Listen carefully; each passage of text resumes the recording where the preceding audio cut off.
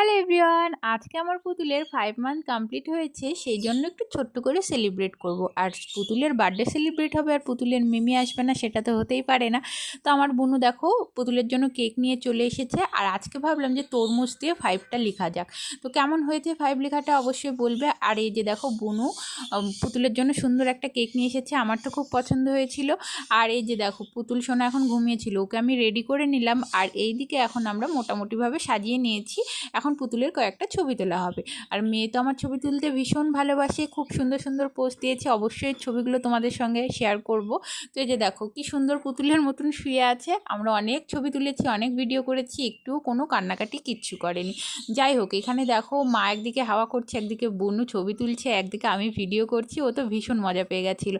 লাস্টে করে নিলাম কেক কাটিং। আমার ভীষণ ইচ্ছে ছিল মেয়েকে এইভাবে কোলে বসিয়ে কেক কাটবো কবে, সেই ইচ্ছেটা আজকে পূর্ণ হয়ে গেল। তো যাই হোক, আজকের ভিডিওটা